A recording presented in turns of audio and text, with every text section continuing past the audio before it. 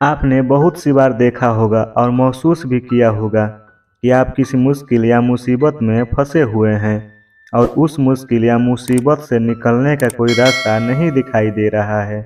उस वक्त आप हिम्मत हारने वाले होते हैं या लगभग हार चुके होते हैं और उस स्थिति में आपको सभी देवी देवता, अल्लाह, भगवान, खुदा सब याद आ जाते हैं। और जब आप बिल्कुल टूटकर बिखरने वाले होते हैं, तब कोई व्यक्ति या कोई ना कोई आशा की किरण आपकी ज़िंदगी में आती है और आपको उस मुश्किल, उस मुसीबत से निकाल देती है। चलो एक उदाहरण देकर समझाता हूँ।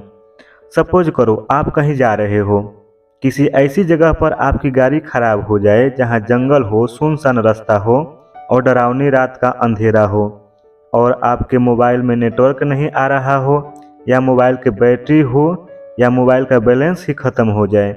मतलब आप किसी से कांटेक्ट नहीं कर पा रहे हो और उधर से कोई गुजर भी नहीं रहा हो या एक दो गुजरे भी तो उन्होंने आपकी मदद नहीं की। अब सोचो उस स्थिति में आपकी क्या हालत होगी। एक तो रात, ऊपर से बदमाशों, डकैतों का डर और जंगली जानवरों का डर अलग से। अब जरा सी आहट ही आपकी जान निकालने के लिए काफ़ी है। आपको साक्षात यमराज सामने दिखाई देने लगेंगे। अल्लाह, खुदा, भगवान, ईश्वर सभी एक साथ याद आने लगेंगे और जुबा पर सिर्फ एक ही बात होगी कि हे मेरे मालिक, हे मेरे भगवान, बस मुझे एक बार इस मुश्किल से निकाल कर सही सलामत घर पहुंचा दे। कुछ लोग तो मन्नत तक मांग लेते हैं। आपका खून सूखने वाला ही होता है कि तभी कोई आपके पास आकर रुकता है और आपकी मदद करता है, जिससे आप सही सलामत घर पहुंच जाते हो और घर पहुंचकर आप उस व्यक्ति को बार बार धन्यवाद देते हो। मुसीबत से हिम्मत ना हारे दोस्तों। अब यहाँ एक बात सोचने वाली है, क्या वह व्यक्ति अपनी मर्जी से आया था? क्या उसका आना एक इत्तेफाक था या उसे उस रब ने, उस मालिक ने, उस भगवान, उस खुदा ने आपके पास भेजा था? जहाँ तक मेरा मानना है, उसे उस मालिक, उस भगवान ने आपके पास भेजा था ताकि आप उस मुश्किल या मुसीबत से निकल सके। क्योंकि ईश्वर सभी जगह नहीं आ सकते, वो आपकी मदद करने के लिए किसी न किसी को आपके पास भेज देते हैं। ये तो मात्र एक उदाहरण था। इसी तरह की बहुत सी बातें हमारे ज़िंदगी में होती हैं। आज मैं ऐसी ही एक कहानी आपके सामने पेश कर रहा हूँ जो आपको बताएगी कि भगवान सबकी सुनता है और सबकी मदद भी करता है। बस आपको धैर्य और खुदा में तथा भगवान में विश्वास रखना होता है। एक बार बड़े तथा मशहूर डॉक्टर थे जिसका नाम मार्क था। वह एक कैंसर स्पेशलिस्ट थे। एक बार वे किसी सम्मेलन में भाग लेने के लिए किसी दूर के शहर जा रहे थे। वहां उनको उनकी नई मेडिकल रिसर्च महान कार्य के लिए पुरस्कृत किया जाना था। वे बड़े उत्साहित थे तथा जल्दी से जल्दी वहां पहुंचकर पुरस्कार पाना चाहते थे। उन्होंने इस शोध के लिए बहुत मेहनत की थी। उनके जहाज के उड़ने के कुछ समय बाद उनके प्लेन में तकनीकी खराबी आ गई, जिसके कारण प्लेन के आपातकालीन लैंडिंग करनी पड़ी। दूसरी फ्लाइट कई घंटे लेट थी। डॉक्टर मार्क को लगा कि वे अपने सम्मेलन में सही समय पर नहीं पहुंच पाएंगे, इसलिए वह प्लेन से उतरे और उन्होंने स्थानीय लोगों सम्मेलन तक का रास्ता पता किया और एक टैक्सी किराए पर ले ली। पर उनको टैक्सी तो मिली लेकिन बिना ड्राइवर के, इसलिए उन्होंने खुद ही टैक्सी चलाने का निर्णय लिया। जैसे ही उन्होंने यात्रा शुरू की, कुछ देर बाद बहुत तेज आंधी तूफान शुरू हो गया। रास्ता लगभग दिखना बंद सा हो गया, जिसकी वजह से वे गलत रास्ते की ओर मुड़ गए। लगभग 2 घंटे भटकने के बाद उनको समझ में आया कि वे रास्ता भटक गए हैं। थक तो गए थे, भूख भी उन्हें बहुत जोर से लग गई थी। उस सुनसान सड़क पर भोजन की तलाश में वे गाड़ी इधर उधर चलाने लगे। कुछ दूरी पर उनको एक पुराना सा मकान दिखा।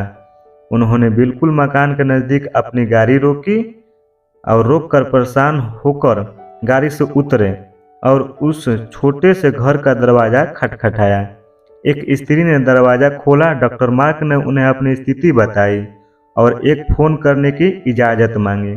उस स्त्री ने बताया कि उसके यहाँ फ़ोन नहीं है, फिर भी उसने उनसे कहा कि आप अंदर आ जाइए और चाय पीजिए और थोड़ा आराम कीजिए, मौसम थोड़ा ठीक हो जाने पर आगे चले जाना। भूख और थके हुए डॉक्टर ने तुरंत हामी भर दी। उस औरत ने उन्हें बैठाया और सम्मान के साथ चाय दी, वो कुछ खाने को दिया। साथ ही उसने कहा, आइए खाने से पहले भगवान से प्रार्थना करें और उनका धन्यवाद दें। मार्क उस स्त्री की बात सुनकर मुस्कुरा दिए और बोले, मैं इन बातों पर विश्वास नहीं करता, मैं मेहनत पर विश्वास करता हूँ, आप अपनी प्रार्थना कर लें।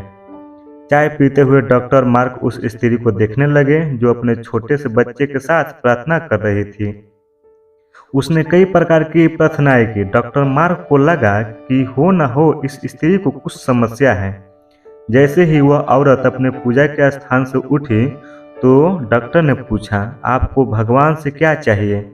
क्या आपको लगता है कि भगवान आपकी प्रार्थनाएं सुनेंगे?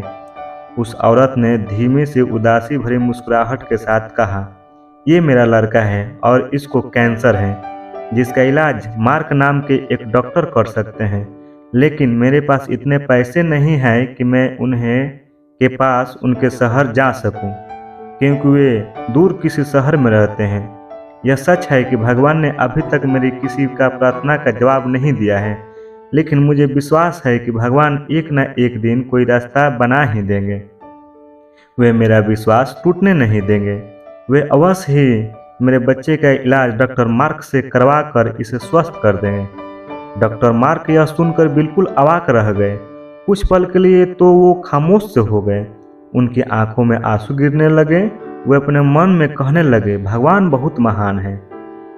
उन्हें सारा घटनाक्रम याद आने लगा, कैसे उन्हें सम्मेलन में जाना था, कैसे उनके जहाज को इस अनजान शहर में आपातकालीन लैंडिंग करनी पड़ी, कैसे टैक्सी के लिए ड्राइवर नहीं मिला और वे तूफान की वजह से रास्ता भटक गए और यहाँ आ गए। वे समझ गए कि यह सब इसलिए नहीं हुआ कि भगवान को केवल इस औरत की प्रार्थना को उत्तर देना था, बल्कि भगवान उन्हें भी एक मौका देना चाहते थे कि वे भौतिक जीवन में धन कमाने का, प्रतिष्ठा कमाने आदि से ऊपर उठे और असहाय लोगों की सहायता करें। वे समझ गए कि भगवान चाहते हैं कि मैं उन लोगों का इलाज करूं जिनके पास धन तो नहीं है, लेकिन उन्हें भगवान पर विश्वास है। उन्होंने उस स्त्री को सच्चाई बताई और उसके बच्चे का इलाज करके उसे बिल्कुल स्वस्थ कर दिया और वे असहाय और गरीब लोगों का इलाज फ्री में करने लगे। ये कहानी हमें दो सीख देती है। एक तो ये कहानी हमें कभी भी भगवान से भरोसा नहीं तोड़ना चाहिए और दूसरा, जितना हो सके हमें दूसरों की मदद करनी चाहिए। तो दोस्तों, आप चाहे किसी भी मुश्किल या मुसीबत में हो, आप कितनी भी बड़ी मुसीबत में आ जाए, आपको कभी भी भगवान से ऊपर से भरोसा तोड़ना नहीं चाहिए। अगर आप हिम्मत और धैर्य के साथ मुश्किल का सामना करते रहेंगे और आपको खुद पर तथा भगवान पर भरोसा है, अटूट विश्वास है, तो भगवान आपकी जरूर सुनेंगे और आपके विश्वास को टूटने नहीं देंगे। चाहे थोड़ी देर हो जाए, लेकिन वो आपके लिए कोई ना कोई रास्ता अवश्य बना देंगे, जिससे आप मुश्किल या मुसीबत से निकल जाओगे।